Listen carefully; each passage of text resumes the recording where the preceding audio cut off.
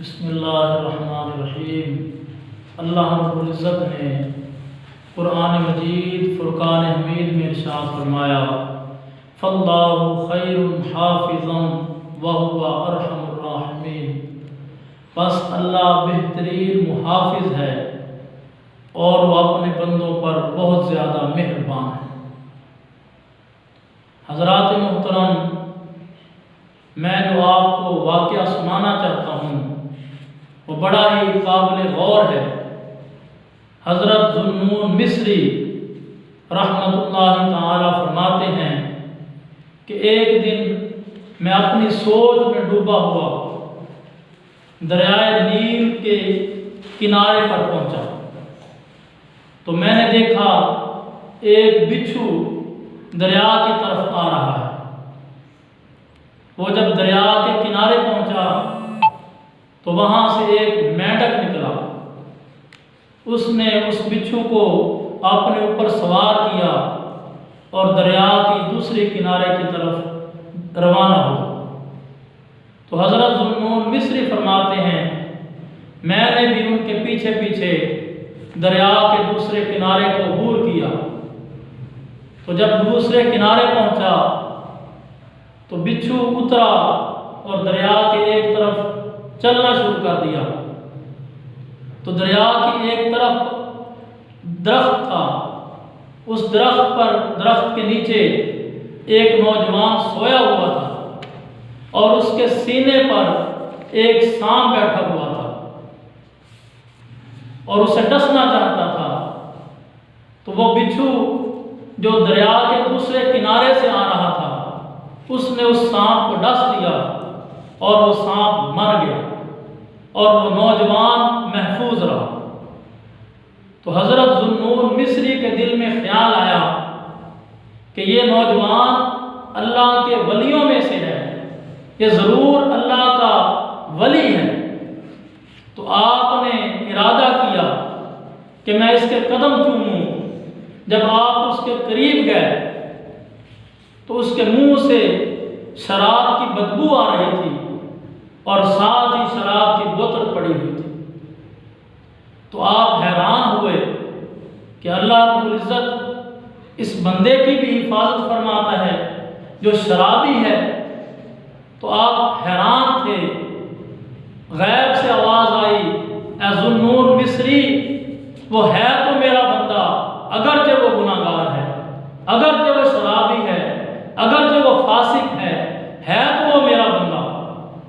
تو جب آپ نے یہ آواز سنی تو آپ پر وجد طاری ہو گیا اور آپ اس جگہ پر گھومنا شروع کر دیا اور آپ یہ شعر پڑھتے جس کا مفہوم یہ ہے کہ اے دوست، اللہ رب العزت تمہاری بھی حفاظت فرماتا ہے، تو گناہگار ہے، تو سیاہکار ہے، اور اس بادشاہ کا تو شکر ادا کیوں نہیں کرتا، اس کی فرمانبرداری کیوں نہیں کرتا جس کے تو نعمتوں سے فائدے حاصل کرتا ہے۔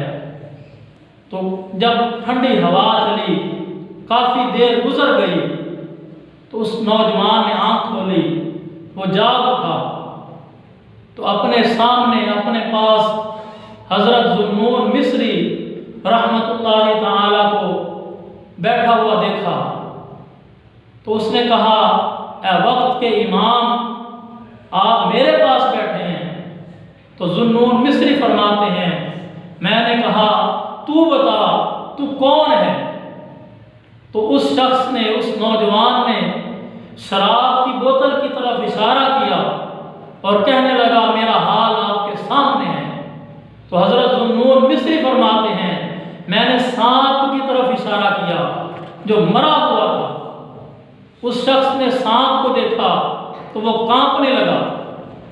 تو حضرت ذو النون مصری فرماتے ہیں میں نے اسے پورا واقعہ سنایا تو وہ شرمندہ ہوا اور چہرے پر خاک ڈال لی، مٹی ڈال لی اور اپنے آپ کو ملامت کرنے لگا۔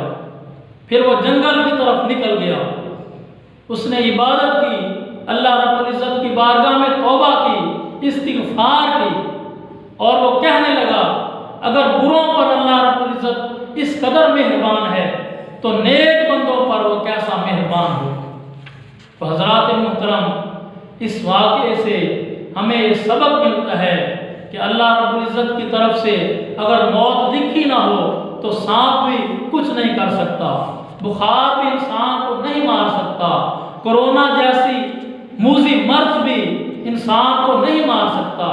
اگر موت لکھی ہوئی ہے تو انسان کو بستر پر بھی آ جاتی ہے، اگر موت مقدر میں ہے تو انسان کو حادثے میں بھی آ جاتی ہے، اگر موت مقدر ہے تو کورونا وائرس سے بھی انسان مر سکتا ہے۔ تو موت اس وقت تک نہیں آتی جب تک اللہ رب العزت کی طرف سے حکم نہیں ہوتا۔ تو حضرات محترم، ہمیں کورونا وائرس سے ڈرنا نہیں چاہیے، گھبرانا نہیں چاہیے، بلکہ احتیاط کرنی چاہیے، بلکہ اللہ رب العزت کی بارگاہ میں توبہ و استغفار کرنی چاہیے، ہمیں اللہ پاک کی بارگاہ میں جھکنا چاہیے اور اللہ پاک کی عبادت کرنی چاہیے اور اللہ پاک کی بارگاہ میں گڑ گڑا کر دعائیں کرنی چاہیے، کیونکہ موت کا خالق بھی وہی ہے، زندگی کا خالق بھی وہی ہے۔ اللہ رب العزت نے قرآن مجید فرقان حمید میں ارشاد فرمایا، الذی خلق الموت والحیات لیبلوکم ایکم احسن عملا، کہ وہ ذات جس نے موت کو پیدا کیا، جس نے زندگی کو پیدا کیا، لیبلوکم، تاکہ وہ آزمائے، تمہیں آزمائے، ایکم احسن عملا، کون اچھے عمل کرتا ہے۔ تو حضرات محترم، موت بھی اللہ رب العزت کی پیدا کردہ مخلوق ہے، زندگی بھی اللہ رب العزت کی پیدا کردہ مخلوق ہے۔ موت اور زندگی کا مقصد یہ ہے کہ تمہیں آزمایا جائے، کبھی وہ خوف دے کر آزماتا ہے، کبھی وہ غم دے کر آزماتا ہے، کبھی وہ مال دے کر آزماتا ہے، کبھی وہ مال چھین کر آزماتا ہے، کبھی وہ اولاد دے کر آزماتا ہے، کبھی وہ اولاد چھین کر آزماتا ہے۔